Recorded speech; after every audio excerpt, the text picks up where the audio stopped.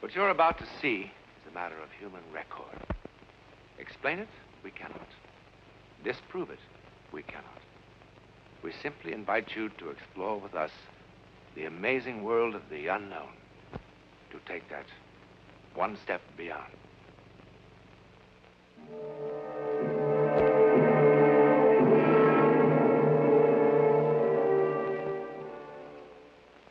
What you're about to see has haunted the minds of men for 40 years. A miracle or a soldier's fable? You decide. At 22:30 hours on the night of November the 14th, 1915, something happened in the war-darkened skies over Europe. It was seen by a British mortar unit here in Flanders. It was by a Russian sentry on the East Prussian front. It interrupted the maneuvers of an Italian infantry company here. It was observed by an Allied reconnaissance plane over the English Channel. Thousands of soldiers from all the nations of Europe ultimately were involved. But in the beginning, there were only 4.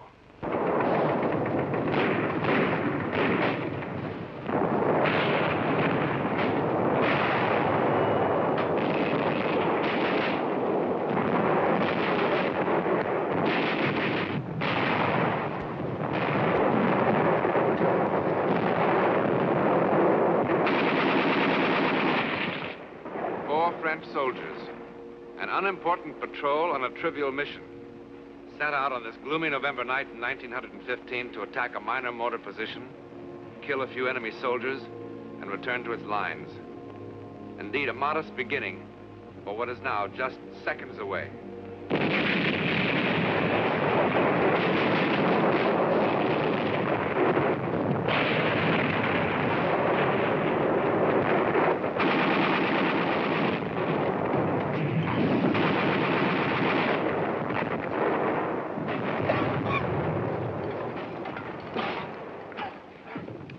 Think of all the pleasant things a man of my sensitivity could be doing tonight. Watching the ballet, playing the piano, enjoying vintage wines. A night like this is good for only 2 things: picking pockets or making love. And on your feet.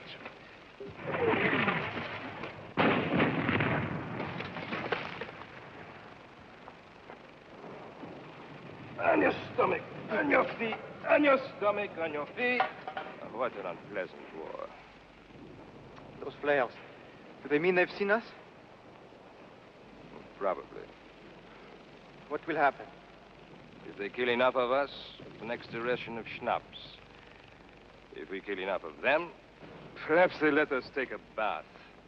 It must be strange to kill for the first time. Strange. Actually, I enjoy it. Each time I kill, I think there's one less push between me and those lovely bottles of wine gathering dust in my cellar. When's that blasted thing going to fall? Probably hanging from a parachute. Where do you see a parachute? How can it just hang there? It's so bright. Come on. Burn up. Fall.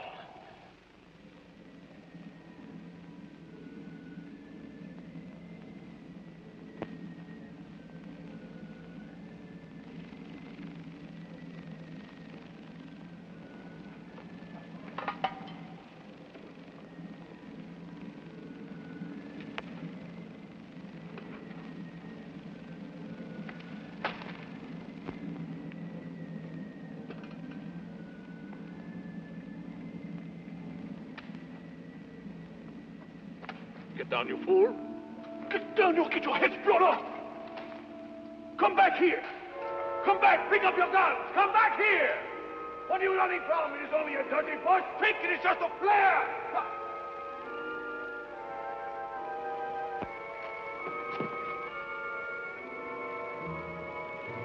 Oh, my God. My God.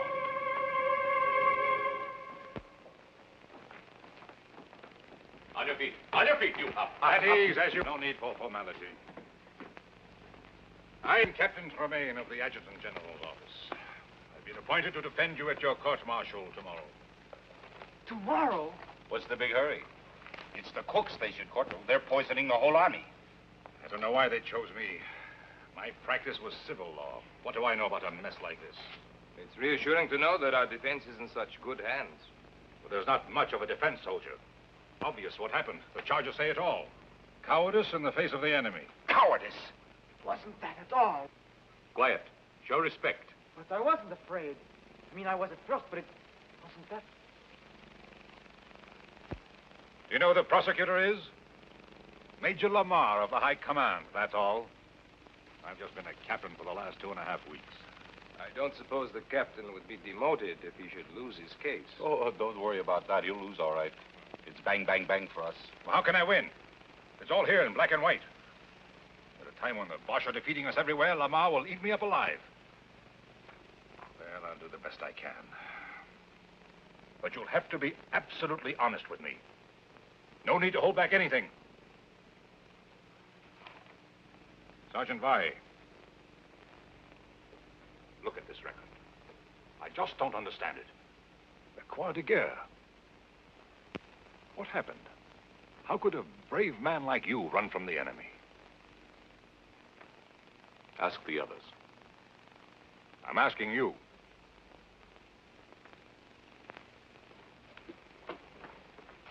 Look, they're going to make an example of you men. That's why they're doing it so fast. Don't you understand that? Sir, ask the others. I really don't want to ask any of you. I don't like to defend cowards. Why do you call us cowards? What did you want us to do? At first I was blinded by the light. I couldn't see anything. And then I wasn't in the shell hole anymore. I wasn't. I was home. Home? Yes. I was home. No, it wasn't my imagination. I was really there. It was morning. I was in the kitchen. Mama was pouring milk for breakfast. And Papa was putting on his working shoes and talking about the day's work. My little sister was there. And through the window I could see the sun, the way it hit the fields. And a flock of birds. I was home. And I was happy. And then I felt the rifle in my hand and I thought, what am I doing with this? So I threw it away. I was home. In the middle of the battle, a light blinds him and then he's at home. Has a doctor examined this boy lately? Look, why don't you let us alone? Did we ask for you? No, and I didn't ask for you. All right, then, goodbye. There is no way to speak to an officer. Get him out of here! Pauline, shut up or I'll bat your head in. Do you want to know where I was? Well, listen to this, Captain Fancy Pants. Let me tell you where I was. I was on the deck of the Montez. A rusty little freighter carrying pig iron from South America to Marseille. Flopped on the forward deck, just taking it easy. I never felt like that in my whole life. I was free. I could breathe. There was nobody in the world that I wanted to punch in the mouth. I wanted to stay like that for 100 years. A part of everything. Everything. Tell me I wasn't on that boat. And I'll make you eat all those pencils.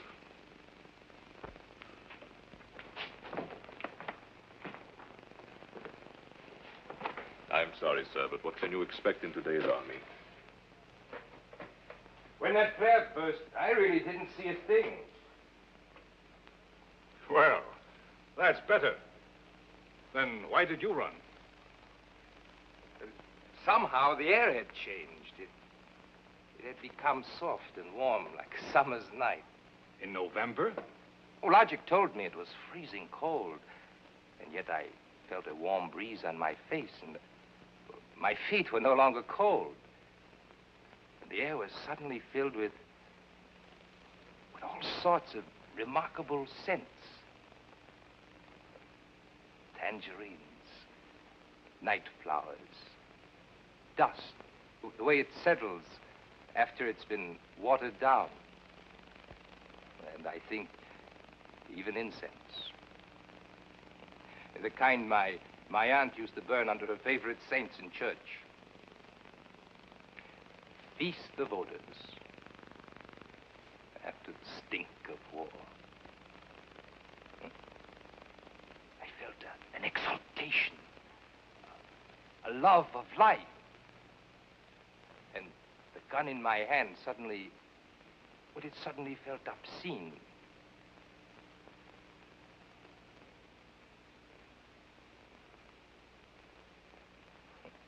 Obscene.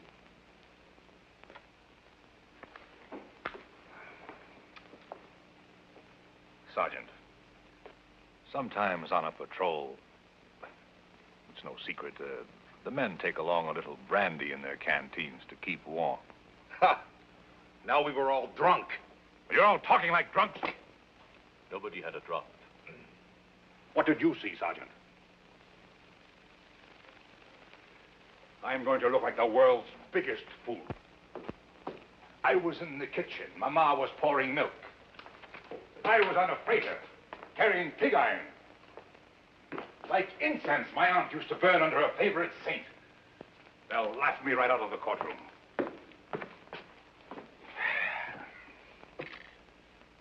All right, let's begin again. You from the testimony of your men, Sergeant. Let me see. Ah, yes. It wasn't what I saw or smelled, but what I heard. The light could have come from many things, but not the singing. I don't know what they were singing, but it sounded holy, and it was beautiful. I started walking to where I could hear the voices better. Now, all this would be hilarious as a music hall sketch. But within the sound of enemy guns, I find the humor rather hollow. And I am more than a little surprised that the defense counsel would insult the intelligence of this court by introducing such trash as evidence. It's what the men told me. And what does the sergeant say? What did the sergeant see, hear, or smell? I heard the Bosch cannon and machine gun. I smelled, well, there was a dead body in the shell hole. I saw a flare that lasted a long time. Have you seen no other flares that lasted a long time? Not like this one. Maybe it was a new Bosch invention. It stayed there for I don't know how long. It was cloudy, and the flare cast shadows against the clouds. Well, at last we're beginning to hear some sense. You and your men were frightened by shadows and you ran. Is it correct? Yes, I suppose so, sir. Well, we should thank the sergeant for putting an end to all this nonsense once and for all. You're excused. Thank you, sir. One moment. The defense counsel has already questioned the witness. Just one more question, sir. You agree with Major Lamar that you and your men ran from the enemy? Well, sir, there was this shadow. You saw the shadow and you and your men ran. That's what you just said, correct? Yes, sir. Then I charge you with perjury. What else could it have been but a shadow? I am referring to this. On the direct examination, you said, here we are, we walked back to our lines. That's right. What's right? Walked or ran? If I may say so, the distinction is a small one. Sir, these men are on trial for showing cowardice in the face of the enemy. A coward does not walk. Walking made them heroes? Would you have the courage to walk across a battlefield? I beg your pardon, sir. I know that I would not have such courage. I admit I am as confused as anyone by the testimony of these prisoners. When I first talked to them, I thought they were trying to make a fool of me. And what made the captain change his mind? Nothing, but that there's an incredible sincerity about these men. It has been my experience that men on trial for their lives are always incredibly sincere. Nevertheless, I insist that the records show that they walked. That the aforementioned soldiers are guilty of having shown cowardice in the face of the enemy. And by a unanimous vote, this court condemned them to the penalty of death by shooting, as provided for by the Code of Military Justice. This court is adjourned. Aye. Face. All right. What?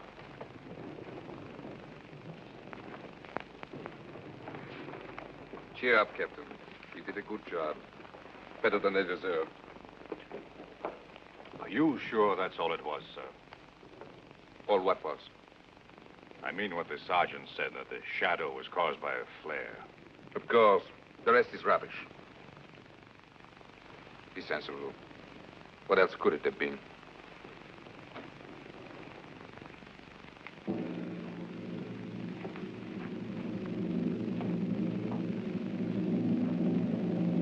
What else could it have been?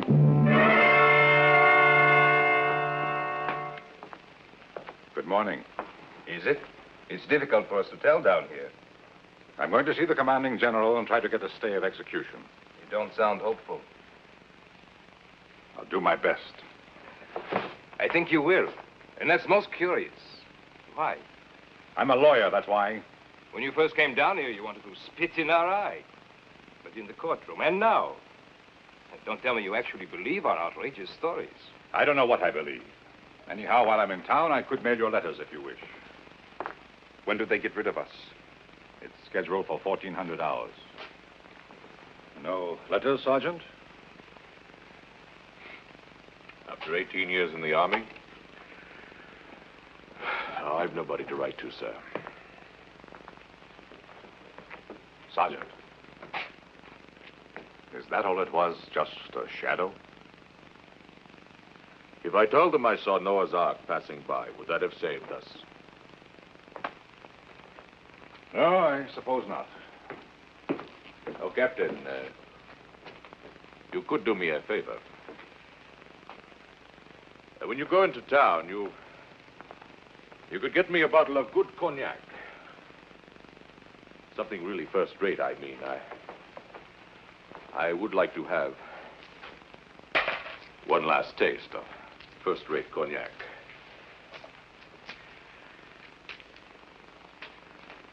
Of course. It wasn't the shadow. And I don't imagine things. I'm as hard-headed as an ox. What I saw, I saw. When I looked up, the flare was still burning bright. And there, as big as the sky itself, was the face of the first man I ever killed. He was an Algerian, maybe even younger than me. And if I didn't cut his throat, he was going to cut mine. Then he was dead. His eyes were staring up at me. That's what I saw. That Algerian kid. And you know how he looked? As if he was saying, "It's all right, my friend. It wasn't your fault."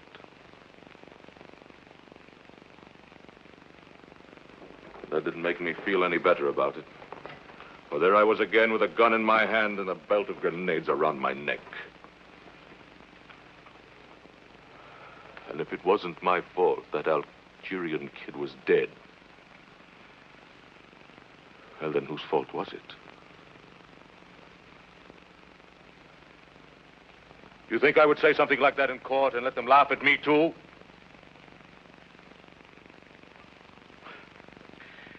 But if you were to get that cognac, well, I can still drink it, you. Better hurry, sir.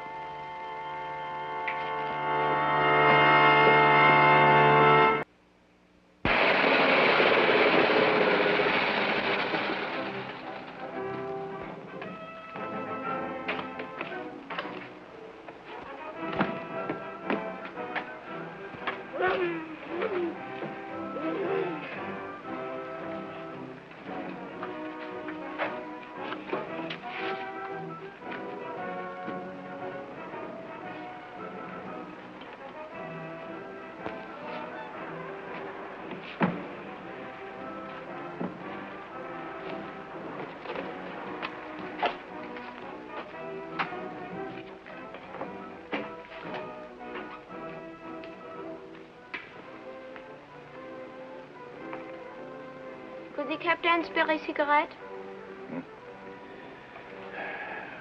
Take them all. Thank you, sir. Oh, thank you. My grandfather will be so happy. You see, we are all that's left of a family of 7. I'd like to return the captain's kindness. That's all right. Would the captain like a sack of white flour? At a reasonable price. No, thanks. Or fresh butter or eggs? I have a fine Polish ham. Does the captain need any potatoes? A gold watch, in perfect condition. Solid gold. Bite it. I'm after 2. Can't be that late. 10 after 1. My grandfather thanks you for the cigarettes. Can you get me some cognac? But of course. It's got to be first class. First class cognac is expensive. Doesn't matter. I'm not bringing them anything else. Pardon? I've got to have it right away. Have to be back at the prison before 2 o'clock. Our house is at the edge of town. Get in. I'll direct you.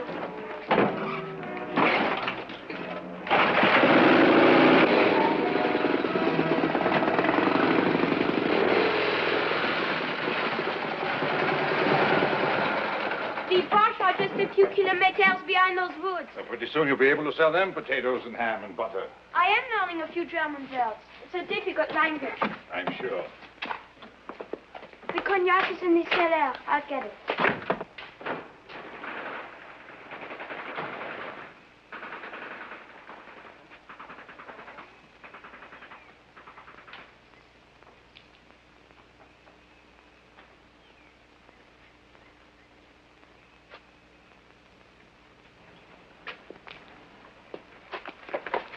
You do not need a gun. I threw mine in the river. I've been walking through the trees for I don't know how long. I'm tired. Very tired. For me, the war's finished. Let someone else call Ready, Abe. And let someone else call fire. And let someone else watch 10 young soldiers of the fatherland fall dead on the parade grounds. What? Warning to cowards, says the field marshal. An example. Let someone else do it. What are you talking about? What if they were telling the truth? What? Cowards. They didn't look like cowards. What are you talking about? What if each one really did see something? See something? What? You wouldn't believe me. See something? What? Where? What? There will be no execution until further notice. I'll give you my reasons later. Yes, I sent you an official order. When were your men to be executed? Sometime late today. Operator. Operator. I want to talk to someone in the International Red Cross. Someone with authority to contact the German commander of this sector. Hurry. This is an emergency. Of everything that happened, perhaps the final miracle was the chance meeting of 2 enemy soldiers because a sergeant wanted a taste of cognac. Within 24 hours, similar reports were coming in from all over Europe. Actually, no one was ever sure of what happened in the sky that dark November night. Ours is one version of the story. There are many others. But the one fact to remember is that more than 1,000 men did see or sense something. In any event, it is a matter of public record that for a while, men could not kill each other. And in the end, if all else is false, that is miracle enough.